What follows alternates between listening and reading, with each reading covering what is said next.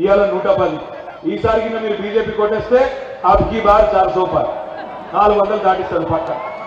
పక్క 400 దాటిస్తాడు. నేను ఉత్తరాన్ని చెప్తలేని మాట, మీకు ఒక చిన్న మాట చెప్తా, దయచేసి మనసుకి ఎక్కించుకోండి.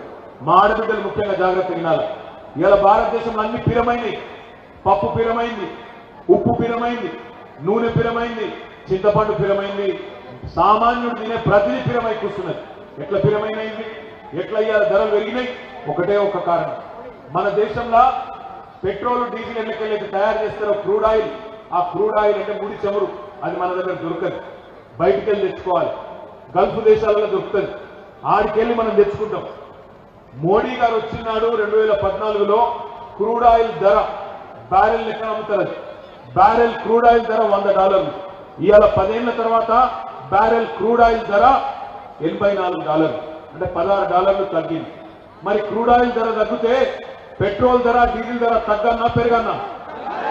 తగ్గాలి కదా. మరి తగ్గిందా? 60 రూపాయల డీజిల్ ఏమో 105 అయింది, 74 రూపాయల పెట్రోల్ ఏమో 110 అయింది. ఏమయ్యా మోడీ గారు ఎందుకైంది ఇట్లా అంటే ఆయన ఏం చెప్తాడు? దేశ జాతీయ రహదారుల నిర్మాణం కోసం అంటాడు. నాకు ఒక్క జాతీయ రహదారి చూపెట్టరా? టోల్ కట్టే అవసరం లేకుండా పోయే రహదారి ఒక్కటం ఉందా దేశంలో?